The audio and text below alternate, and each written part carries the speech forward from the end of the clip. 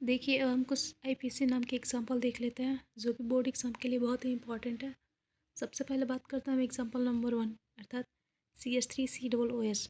देखिए यहाँ पे कार्बन के अणुओं की संख्या 2 है अर्थात उसे हम एथ कहेंगे और इसका प्राथमिक संलग्न जो होता है वह N होता है और उसकी हम जानते हैं कि COOH जो होता है वो कार्बोक्सिलिक समूह का है अर्थात इसमें नोइक जुड़ेगा, इसका द्वितीयक संलग्न तो हो जाएगा एथेनोइक अम्ल। सेकेंड है हमारा HCHO। यहाँ पे देखिए कार्बन के अणुओं की संख्या 1 है अर्थात उसे हम मेथ कहेंगे और इसका प्राथमिक संलग्न N होता है और चूंकि यह एल्केनल समूह का है तो इसमें अल जुड़ेगा अर्थात नल जुड़ेगा। तो यहाँ पे इसका HCHO का आईपीसी नाम जो होगा वो मेथेनल हो जाएगा। ठीक उसी प्रकार तीसरे एग्जाम्पल को हम देखते हैं HCOOH। जैसा कि हमने कहा कि यहाँ पे कार्बन के अणुओं की संख्या 1 है तथा यह कार्बोक्सिलिक समूह का है अर्थात इसमें नोइक जुड़ेगा अर्थात यहाँ पे कार्बन के अणुओं की संख्या 1 है तो इसे हम मेथेनोइक कहेंगे। फोर्थ एग्जाम्पल देखते हैं CH3CH11CH2 अर्थात यहाँ पे कार्बन के अणु की संख्या देख सकते हैं आप 3 है तो इसे हम प्रोप कहेंगे और चूंकि ये एल्कीन समूह का अर्थात इसके अंत में इन जुड़ेगा अर्थात इसका प्राथमिक संलग्न जो होगा वह इन होगा। तो यहाँ पे कार्बन के अणुओं की संख्या 3 है तो उसे प्रोप कहेंगे और इसमें इन जुड़ जाएगा तो हो जाएगा हमारा प्रोपीन। ठीक उसी प्रकार देखिए यहाँ पे कार्बन के अणुओं की संख्या 4 है पांचवें एग्जाम्पल में अर्थात CH3C11CH। यहाँ पे कार्बन के अणुओं की संख्या 3 है अर्थात उसे हम प्रोप कहेंगे और इसमें आयन जुड़ेगा अर्थात यह एल्काइन समूह का है अर्थात इसमें आयन जुड़ेगा तो इसमें हो जाएगा प्रोपाइन। ठीक उसी प्रकार यहाँ पे CH3CHO देखिए यह एल्केनल समूह का है अर्थात इसके अंत में नल जुड़ेगा और यहाँ पे कार्बन के अणु की संख्या चूंकि 2 है तो यहाँ पे एथेनॉल हो जाएगा। फिर अगला एग्जाम्पल देखते हैं हम एग्जाम्पल नंबर 7। तो यहाँ पे CH3OC2S5 देखिए OC2S5 को मिथाक्सी कहते हैं और यहाँ पे कार्बन के अणुओं की संख्या 2 है अर्थात एथेन अर्थात इसका जो आईपीसी नाम होगा वो मिथाक्सी एथेन हो जाएगा। ओ जो होता है वो पूर्व अनुलग्न होता है अर्थात जब भी आईपीसी नाम बनेगा और अगर उसमें ओ का प्रयोग केवल हुआ है सिंगल ओ का OCH3 तो वहाँ पे हम उसे मिथाक्सी के नाम से जानेंगे और आगे कार्बन के अणु अणु जितने भी हैं उसे हम आगे जोड़ेंगे। पहले हम मेथाक्सी लिखेंगे उसके बाद जो भी हाइड्रोकार्बन है उनको उनका नाम लिखेंगे। फिर अगला एग्जाम्पल है हमारा CH3CH2COOH। देखिए यहाँ पे कार्बन के अणुओं की संख्या 3 है चूँकि ये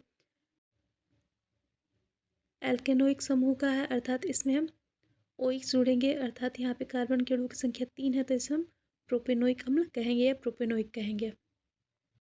ठीक है इसके आगे कुछ एग्जाम्पल और देख लेते हैं जैसे C2S4।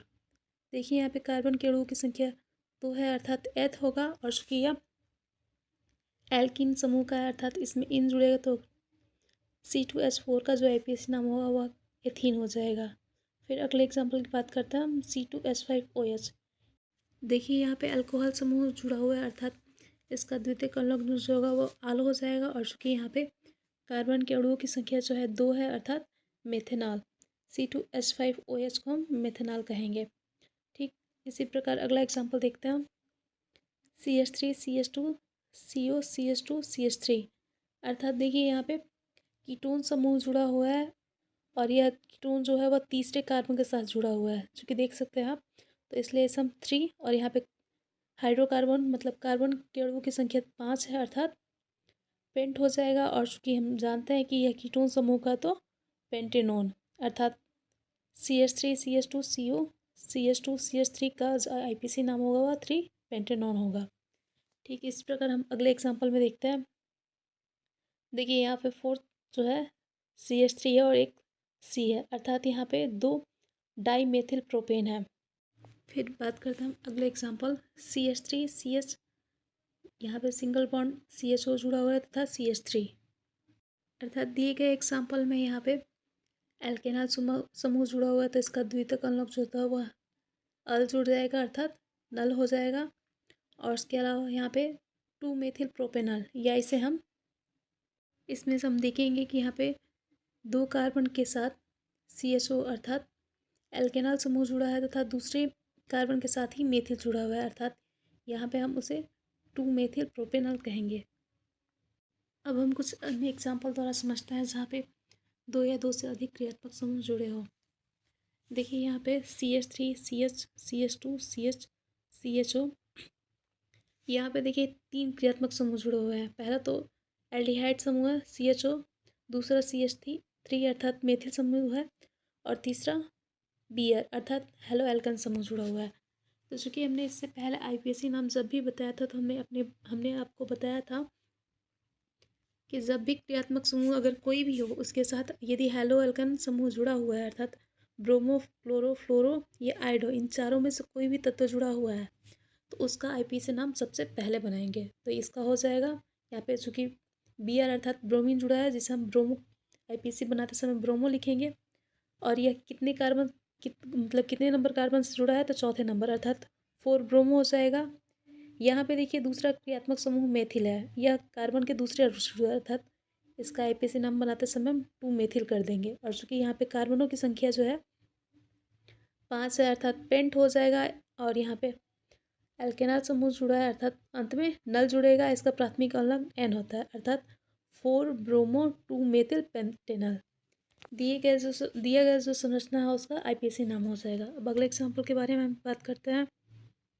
तो यहाँ पे बात करते हैं हम अगले एग्जाम्पल की। तो CH3, CH2, CH, CH2, OH।